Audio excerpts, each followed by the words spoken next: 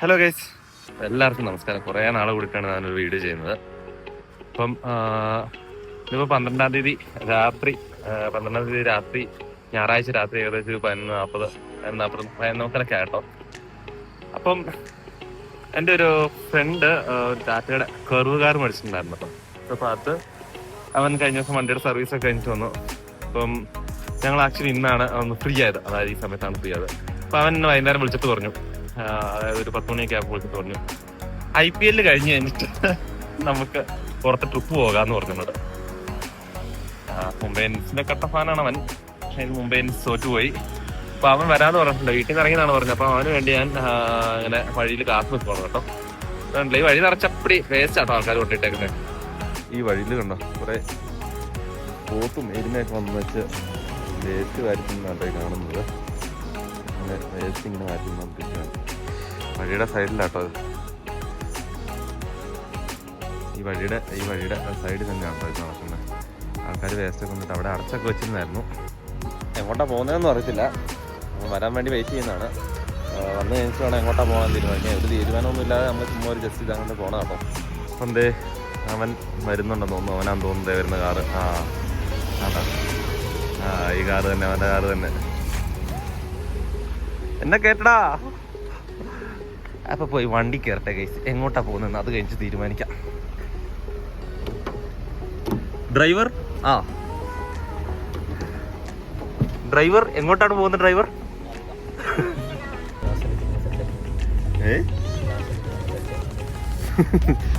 ഭയങ്കര സെറ്റായിട്ടായിരിക്കുന്നത്. ഇത് കൂടാതെ പുറകിൽ ഒരാളും കൂടെ ഉണ്ടോ, കാണാൻ പറ്റുന്നില്ല, ഒളിച്ചിരിക്കുക. നല്ല അടിപൊളിയായിട്ടുണ്ട്. ടെമ്പിൾ നിറച്ച് ഇത് വെച്ചേക്കുന്നത്.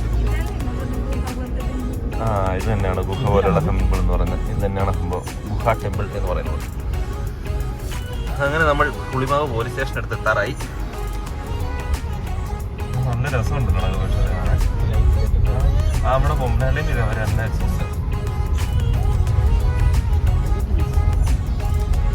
ഭയങ്കര എമർജൻസി ഉള്ള ആളാണ്. ഇവിടെ എല്ലാം ഉത്സവത്തിന്റെ സീസണാണ്. നല്ല രസമുണ്ട്. എന്താണേലും ഒരു ദേവിയുടെ ഇതാണല്ലേ ഇവിടെ മൊത്തം. മൊത്തം ചെടിയൊക്കെ നിൽക്കുന്നുണ്ടോ അവിടെ. ഇതൊക്കെ കുറെ ട്യൂബൊക്കെ മേടിച്ച് വീട്ടിൽ കൊണ്ടിടുവാണ്. നല്ല രസമായിരുന്നു. ഇവിടുന്ന് മുതൽ ഇനി എൻ്റെ വോയിസ് ഓവർ ഉണ്ടോ. കാരണം എന്ന് വെച്ചാൽ AC വെൻ്റിൻ്റെ അടുത്ത് വെച്ച് വീഡിയോ റെക്കോർഡ് ചെയ്യുന്നുണ്ട്. ഞാൻ പറഞ്ഞ ഒന്നും കേൾക്കാൻ പറ്റില്ല. AC-യുടെ എന്നുള്ള സൗണ്ട് മാത്രമേ കേൾക്കാൻ പറ്റുള്ളൂ.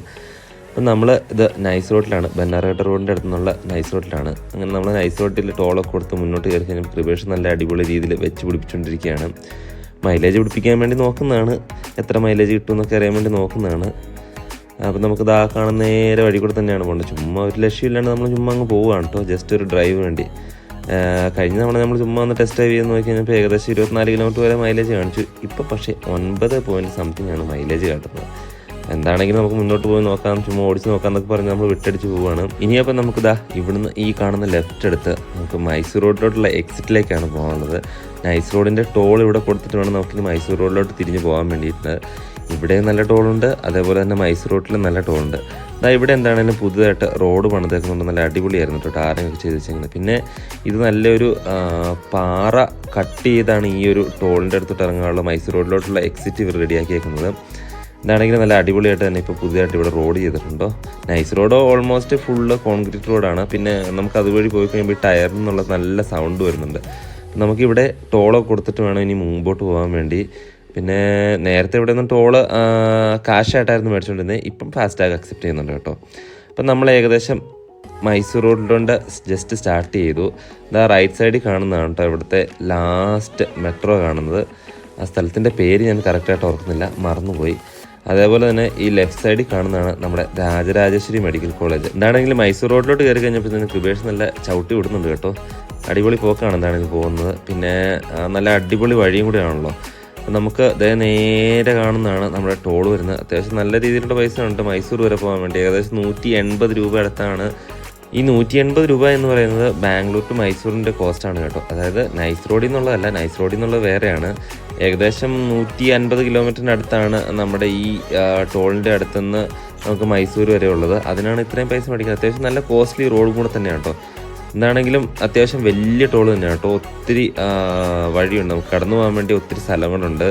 ഇതാണെങ്കിലും നല്ല അടിപൊളി തന്നെയാണ്. പിന്നെ കൂടാതെ ഇത് ഓട്ടോമേറ്റഡ് ആണ്, അവിടെ വേറെ ഒത്തിരി ആൾക്കാരൊന്നും ഇല്ല അവിടെ വന്നിച്ച് വെയിറ്റ് ചെയ്യാൻ വേണ്ടി. നമ്മുടെ വണ്ടി കയറി ചെല്ലുന്നത് തന്നെ അപ്പം തന്നെ ഇത് റീഡായിട്ട് നമ്മുടെ പൈസ കട്ട് ചെയ്യുന്നതാണ്. ഇതാണ് എക്സിറ്റിൻ്റെ ടോൾ വരുന്നത് കേട്ടോ.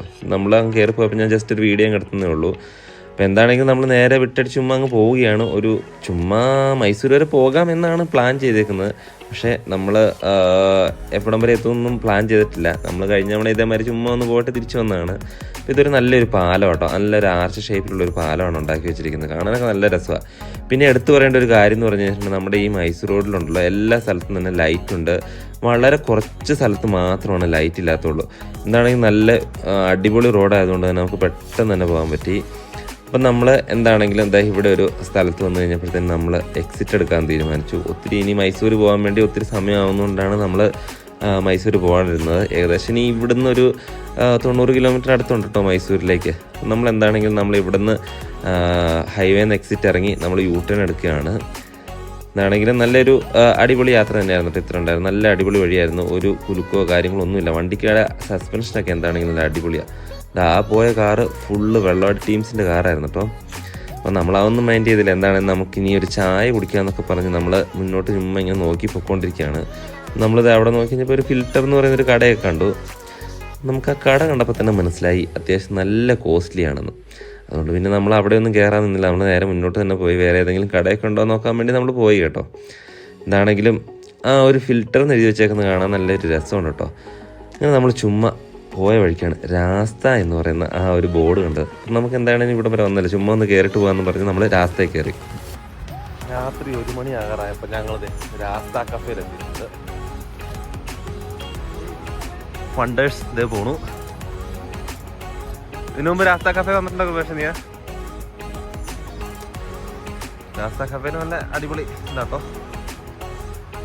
അവിടെ ആൾക്കാർ ക്രിക്കറ്റ് കളിക്കുന്നുണ്ട്, ഇതെല്ലാം ഉണ്ട്, ഗെയിം കളിക്കുന്നുണ്ട്, ഇതെല്ലാം ഉണ്ട്. നല്ല അടിപൊളി ഒരു ആംബിയൻസ് ആട്ടോ രാസ്ത കഫേയിൽ. നമ്മൾ ജസ്റ്റ് നമ്മുടെ രാസ്ത കഫേയിലൊക്കെ ഒന്ന് കയറി അകത്തൊക്കെ കയറിയിട്ട് നമ്മളിപ്പോൾ പോകാൻ വേണ്ടി നിൽക്കുന്നുണ്ട്. രാസ്ത കഫേ നല്ല അടിപൊളി സ്ഥലമാണ്, നല്ലൊരു വൈബ് സ്ഥലം തന്നെ കേട്ടോ. വൈബ് എന്ന് പറഞ്ഞാൽ നല്ലൊരു എൻജോയ്മെൻറ്റ് ചെയ്യാൻ പറ്റിയൊരു സ്ഥലമാണ്.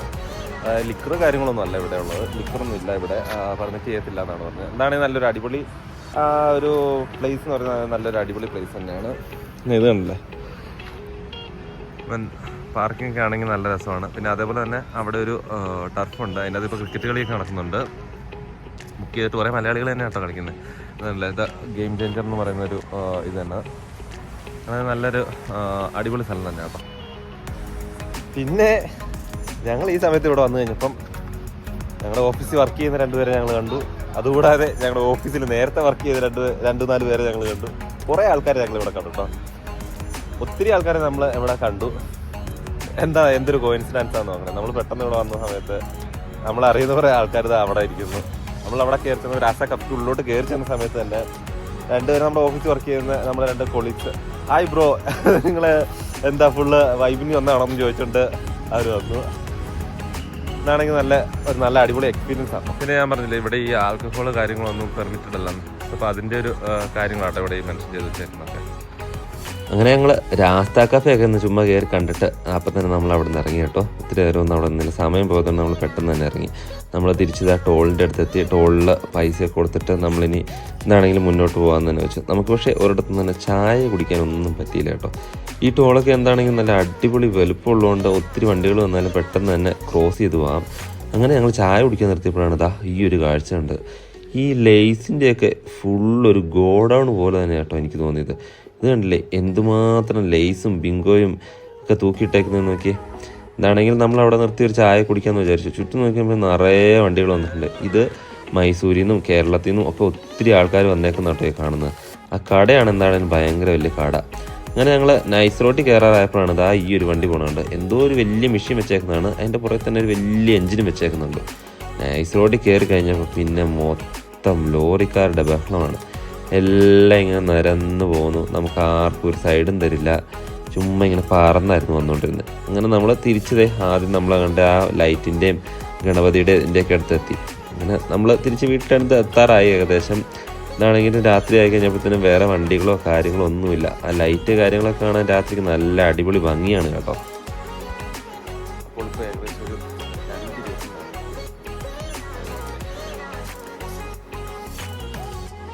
മനസ്സിലില്ല, എല്ലാവരും കിടന്നുറങ്ങി. നമ്മൾ വീടിൻ്റെ അടുത്തെത്തി. അവരെന്നെ ഇറക്കി വിട്ടിട്ട് അങ്ങ് പോയി. ഇറങ്ങിയ സമയത്ത് ഞാൻ വീഡിയോ എടുക്കാൻ മറന്നു കേട്ടോ. അപ്പോൾ ഇത്ര ഉണ്ടായിരുന്നു നമ്മുടെ ഒരു കുഞ്ഞു വീഡിയോ. ഇഷ്ടപ്പെട്ടത് ലൈക്ക് ചെയ്യുക, കമൻറ്റ് ചെയ്യുക, ചാനൽ സബ്സ്ക്രൈബ് ചെയ്യുക, അതേപോലെ ഫ്രണ്ട്സിലേക്കും ഷെയർ ചെയ്തിട്ട് വീഡിയോ ഇട്ട് വീണ്ടും കാണാം. അപ്പോൾ അതുവരെയും എല്ലാവർക്കും ബൈ ബൈ. കുറേ പട്ടികൾ സെക്യൂരിറ്റികൾ എനിക്ക് കേട്ടോ, അറിയുന്നവരെ നമ്മൾ അറിയുന്ന കുട്ടി കേട്ടോ. എന്താണെങ്കിലും പുതിയ വീഡിയോ കേട്ടോ. ശരി, ബൈ ബൈ.